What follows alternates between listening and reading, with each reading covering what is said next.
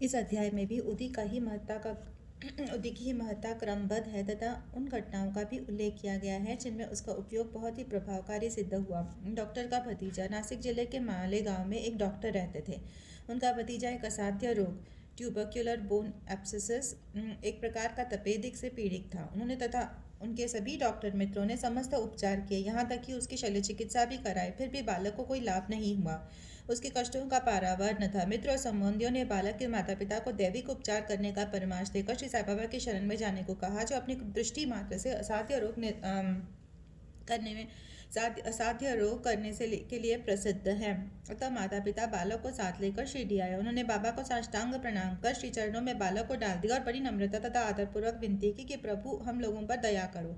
आपका संकट मोचन नाम सुनकर ही हम लोग यहाँ आए हैं। दया कर इस बालक की रक्षा कीजिए प्रभु, हमें तो केवल आपका ही भरोसा है। प्रार्थना सुनकर बाबा को दया आ गई। उन्होंने सांत्वना देकर कहा कि जो इस मस्जिद की सीढ़ी चढ़ता है उसे जीवन पर्यंत कोई दुख नहीं होता। चिंता न करो, यह उदी ले उस रोगग्रसित स्थान पर लगाओ। ईश्वर पर विश्वास रखो, वह सप्ताह के अंत में ही पूर्ण स्वस्थ हो जाएगा। यह मस्जिद नहीं, ये तो द्वारकावती है, और जो इसकी सीढ़ी चढ़ेगा उसे स्वास्थ्य और सुख की प्राप्ति होगी तथा उसके कष्टों का अंत हो जाएगा। बालक को बाबा के सामने बिठलाया गया। वे उस रोगग्रस्त स्थान पर अपना हाथ फेरते हुए दयापूर्ण दृष्टि से बालक की ओर निहारने लगे। रोगी अब प्रसन्न रहने लगा और उदी के लेप से बालक थोड़े समय में ही स्वस्थ हो गया। माता पिता अपने को बाबा का ऋणी और कृतज्ञ मानकर बालक को लेकर शिरडी से चले गए। यह लीला देखकर बालक के काका को, जो डॉक्टर थे, महान आश्चर्य हुआ तथा उन्हें भी बाबा के दर्शनों की तीव्र उत्कंठा हुई। इसी समय जब वे कार्यवश बंबई जा रहे थे, तभी मालेगांव और मनमाड के निकट किसी ने बाबा के विरुद्ध उनके कान भर दिए। इस कारण वे शिरडी जाने का विचार त्याग कर सीधे बंबई चले गए। वे अपनी शेष छुट्टियां अलीबाग में व्यतीत करना चाहते थे, परंतु बंबई में उन्हें लगातार 3 रात्रियों तक एक ही ध्वनि सुनाई पड़ी कि क्या अब भी तुम मुझ पर अविश्वास कर रहे हो। तब डॉक्टर ने अपना विचार परिवर्तित कर शिरडी का प्रस्थान करने का निश्चय किया। बंबई में उनके एक रोगी को सांसर्गिक ज्वर आ रहा था, जिसका तापक्रम कम होने का कोई चिन्ह दिखाई न देने के कारण उन्हें ऐसा लग रहा था कि कहीं शिरडी की यात्रा स्थगित न करनी पड़े। उन्होंने अपने मन ही मन एक परीक्षा करने का विचार किया कि यदि रोगी आज अच्छा हो जाए तो कल ही मैं शिरडी के लिए प्रस्थान कर दूंगा। आश्चर्य है कि जिस समय उन्होंने यह निश्चय किया, ठीक उसी समय से ज्वर में उतार होने लगा और ताप क्रमशः साधारण स्थिति पर पहुंच गया। तब वे अपने निश्चयानुसार शिरडी पहुंचे और बाबा का दर्शन करके उन्हें प्रणाम किया। बाबा ने उन्हें कुछ ऐसे अनुभव दिए कि वे सदा के लिए उनके भक्त हो गए। डॉक्टर वहां 4 दिन ठहरे और उदित तथा आशीर्वाद प्राप्त कर घर वापस आ गए। एक पखवाड़े में ही पदोन्नति पाकर उनका स्थानांतरण बीजापुर को हो गया। भतीजे की रोगमुक्ता से उन्हें बाबा के दर्शनों का सौभाग्य दिया तथा शिरडी की यात्रा से उनकी श्री साई के चरणों में प्रगाढ़ प्रीति उत्पन्न कर दी।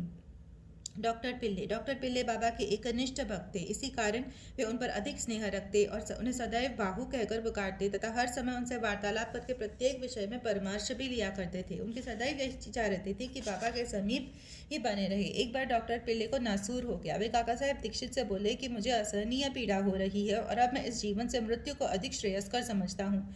मुझे ज्ञात है कि इसका मुख्य कारण मेरे पूर्व जन्मों के कर्म। जाकर बाबा से कहो कि मेरी ये पीड़ा अब दूर करे। मैं अपने पिछले जन्म के कर्मों को अगले 10 जन्मों में भोगने को तैयार हूँ। तब काका दीक्षित ने बाबा से के पास जाकर उनकी प्रार्थना सुनाई। साई तो दया के अवतार ही हैं। वे अपने भक्तों के कष्ट कैसे देख सकते थे। उनकी प्रार्थना सुनकर उन्हें भी दया आ गई। उन्हें दीक्षित से कहा कि पिल्ले से जाकर कहो कि घबराने की ऐसी कोई बात नहीं। कर्मों का फल 10 जन्मों में क्यों भुगतना पड़ेगा। केवल 10 जन्मों में ही गत जन्मों के कर्मफल समाप्त हो जाएंगे। मैं तो यहाँ तुम्हें धार्मिक और आध्यात्मिक कल्याण देने के लिए ही बैठा हूँ। प्राण त्यागने की इच्छा कदापि नहीं करनी चाहिए। जाओ किसी की पीठ पर लाद कर उन्हें यहाँ ले आओ। मैं सदा के लिए उनका कष्टों से छुटकारा कर दूंगा। तब उसी स्थिति में पिल्ले को वहां लाया गया। बाबा ने अपनी दाहिनी और उनके सिरहाने अपनी गादी देकर सुख से लेटाकर कहा कि इसकी मुख्य औषधि तो यह है कि पिछले जन्मों के कर्मफल को अवश्य ही भोग लेना चाहिए, ताकि उनके से सदैव के लिए छुटकारा हो जाए। हमारे कर्म ही सुख दुख के कारण होते हैं, इसलिए जैसी भी परिस्थिति आए उसी में संतोष करना चाहिए। अल्लाह ही सबको फल देने वाला है और वही सबका रक्षण करता है। ऐसा विचार कर सदैव उनका ही स्मरण करो, वे ही तुम्हारी चिंता दूर करेंगे। तन मन धन और वचन द्वारा उनकी अनन्य शरण में जाओ, फिर देखो कि वह क्या करते हैं। डॉक्टर पिल्ले ने कहा कि नाना साहब ने मेरे पैर में एक पट्टी बांधी है, परंतु मुझे उससे कोई लाभ नहीं पहुंचा। नाना तो मूर्ख है। बाबा ने कहा पट्टी हटाओ, नहीं तो मर जाओगे। थोड़ी देर में ही कौवा आएगा और वो अपनी चोंच इसमें मारेगा। अब तब तुम शीघ्र अच्छे हो जाओगे। जब ये वार्तालाप हो ही रहा था कि उस समय अब्दुल, जो मस्जिद में झाड़ू लगाने तथा दिया बत्ती आदि स्वच्छ करने का कार्य करता था, वहां आया। जब वह दिया बत्ती स्वच्छ कर रहा था तो अचानक ही उसका पैर डॉक्टर पिल्ले के नासूर वाले पैर पर पड़ी।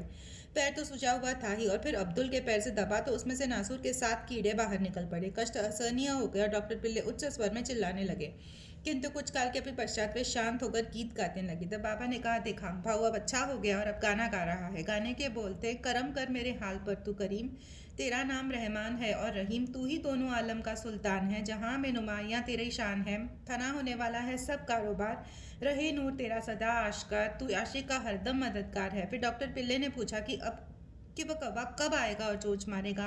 बाबा ने कहा, अरे क्या तुमने कौवे को नहीं देखा? अब वह नहीं आएगा। अब्दुल, जिसने तुम्हारा पैर दबारा, वही कौवा था। उसने चोंच मारकर नासूर को हटा दिया। वह पुनः क्यों आएगा? अब जाकर वाड़े में विश्राम करो, तुम शीघ्र ही स्वस्थ हो जाओगे। उदी लगाने और पानी के संग पीने से बिना किसी औषधि या चिकित्सा के वे 10 दिन में ही निरोग हो गए, जैसे कि बाबा ने उनसे कहा था। श्यामा के छोटे भाई की पत्नी। सावली विहीर के समीप श्यामा के छोटे भाई बापाजी रहते थे। एक बार उनकी पत्नी को गिल्टियों वाला प्लेग हो गया। उसे ज्वर हो आया और उसकी झाग में प्लेग की 2 गिल्टियां निकल आई। पापा जी दौड़कर श्यामा के पास आए और सहायता के लिए चलने को कहा। श्यामा भयभीत हो उठे। उन्हें सदैव की भांति बाबा के पास जाकर उन्हें नमस्कार किया और सहायता के लिए उनसे प्रार्थना की तथा भ्राता के घर प्रस्थान करने की अनुमति मांगी। बाबा ने कहा कि इतनी रात्रि व्यतीत हो चुकी है, अब इस समय तुम कहाँ जाओगे? केवल उदी ही भेज दो। ज्वर और गिल्टी की चिंता ही क्यों करते हो? भगवान तो अपने पिता और स्वामी हैं, वह शीघ्र ही स्वस्थ हो जाएगी। अभी मत जाओ, प्रातःकाल जाना और शीघ्र ही लौट आना। श्यामा को तो उस मृत संजीवनी उदी पर पूर्ण विश्वास था। उसे ले जाकर उसके भ्राता ने थोड़ी सी गिल्टी और माथे पर लगाई और कुछ जल में घोलकर रोगी को पिला दी। जैसे ही उसका सेवन किया गया, वैसे ही पसीना वेग से प्रवाहित होने लगा। ज्वर मंद पड़ गया और रोगी प्रगाढ़ निद्रा में निमग्न हो गया। दूसरे दिन बापा जी ने अपनी पत्नी को स्वस्थ देखकर बड़ा आश्चर्य प्रकट किया और कि न तो ज्वर ही है और न गिल्टी का कोई चिन्ह ही। दूसरे दिन जब श्यामा बाबा की अनुज्ञा प्राप्त कर वहां पहुंचे तो अपने भाई की स्त्री को चाय बनाते देखकर उन्हें बड़ा आश्चर्य हुआ। अपने भाई से पूछताछ करने पर उन्हें पता चला कि बाबा की उदी ने एक रात्रि में ही रोग को समूल नष्ट कर दिया है। तब श्यामा को बाबा के शब्दों का मर्म समझ में आया कि प्रातःकाल जाओ और शीघ्र लौटकर आओ। चाय पीकर श्यामा लौट आया और बाबा को प्रणाम करने के पश्चात कहने लगा कि देवा, ये तुम्हारा क्या नाटक है? पहले भवंडर उठाकर हमें अशांत कर देते हो, फिर हमारी शीघ्र सहायता कर सब ठीक ठीक कर देते हो। बाबा ने उत्तर दिया, तुम्हें ज्ञात होगा कि कर्मपथ अति रहस्यपूर्ण है। यद्यपि मैं कुछ भी नहीं करता, फिर भी लोग मुझे ही कर्मों के लिए दोषी ठहराते हैं। मैं तो एक दर्शक मात्र ही हूँ। केवल ईश्वर ही एक सत्ताधारी और प्रेरणा देने वाले हैं। वे ही परम दयालु है। मैं न तो ईश्वर हूँ और न मालिक, केवल उनका एक आज्ञाकारी सेवक ही हूँ और सदैव उनका स्मरण किया करता हूँ। जो निराभिमान होकर अपने को कृतज्ञ समझकर उन पर पूर्ण विश्वास करेगा, उसके कष्ट दूर हो जाएंगे और उसे मुक्ति की प्राप्ति होगी। ईरानी कन्या। अब एक ईरानी भद्र पुरुष का अनुभव पढ़िए। उनकी छोटी कन्या घंटे घंटे पर मूर्छित हो जाया करती थी। जब दौरा पड़ता तो उसमें बोलने की भी शक्ति शेष नहीं रह जाती थी। उसके दांत बैठ जाते थे, उसके हाथ पैर ऐंठ जाते और वे बेहोश होकर भूमि पर गिर पड़ती थी। जब नाना प्रकार के उपचारों से भी उसे कोई लाभ नहीं हुआ, तब कुछ लोगों ने उस ईरानी से बाबा की उदी की बहुत प्रशंसा की और कहा कि वह विलेपार्ला में काका साहेब दीक्षित के पास से ही प्राप्त हो सकती है। तब ईरानी महाशय ने वहां से उदी लाकर जल में घोलकर अपनी बेटी को पिलाया। प्रारंभ में जो दौरे 1 घंटे के अंतर में आया करते थे, बाद में वे 7 घंटे के अंतर में आए और कुछ दिनों के पश्चात ही तो वो पूर्ण स्वस्थ हो गई। हरदा के महानुभव। हरदा के एक महानुभव पथरी रोग से ग्रस्त थे। पथरी केवल शल्य चिकित्सा द्वारा ही निकाली जा सकती थी। लोगों ने भी उन्हें ऐसा ही करने का परामर्श दिया।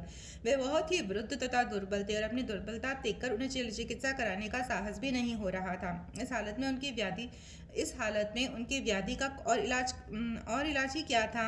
उसी समय नगर के इनामदार भी वहां आए हुए थे, जो बाबा के परम भक्त थे तथा उनके पास उदी भी थी। कुछ मित्रों के परामर्श देने पर उनके पुत्र ने उनसे कुछ उदी प्राप्त कर अपने वृद्ध पिता को जल में मिलाकर पीने को दी। केवल 5 मिनट में ही उदी के पेट में जाते ही पथरी मलमूत्रेंद्रिय के द्वार से बाहर निकल गई और वह वृद्ध शीघ्र ही स्वस्थ हो गया। बम्बई की महिला की प्रसव पीड़ा। बम्बई की कायस्थ प्रभु जाति की एक महिला को प्रसव काल में असहनीय वेदना हुआ करती थी। जब वह गर्भवती हो जाती तो बहुत घबराती और किंकर्तव्यमूढ़ हो जाती थी। उसके उपचारार्थ एक मित्र श्री राम मारुति ने उसके पति को सुझाव दिया कि यदि इस पीड़ा से मुक्ति चाहते हो तो अपनी पत्नी को शिरडी ले आओ। दोबारा जब उनकी स्त्री गर्भवती हुई तो वे दोनों पति पत्नी शिरडी आए और वहाँ कुछ मास ठहरे। वे बाबा की नित्य सेवा करने लगे। उन्हें बाबा के सत्संग का भी बहुत कुछ लाभ हुआ। कुछ दिनों के पश्चात जब प्रसव प्रसवकाल समीप आया तो सदैव की भांति गर्भाशय के द्वार में रुकावट के साथ अधिक वेदना होने लगी। उनके समझ में नहीं आता था कि अब क्या करना चाहिए। थोड़ी ही देर में एक पड़ोसिन आई और उसने मन ही मन बाबा से सहायता की प्रार्थना कर जल में ऊदी मिला उसे पीने को दे दी। तब केवल 5 मिनट में ही बिना किसी कष्ट के प्रसव हो गया। बालक तो अपने भाग्य अनुसार ही उत्पन्न हुआ, परंतु उसकी माँ की पीड़ा और कष्ट सदा के लिए मिट गए। वे अपने को बाबा का बड़ा कृतज्ञ समझने लगे और जीवन पर्यंत उनके आभारी बने रहे। श्री सद्गुरु साईनाथ परमस्तु। शुभम भवतु।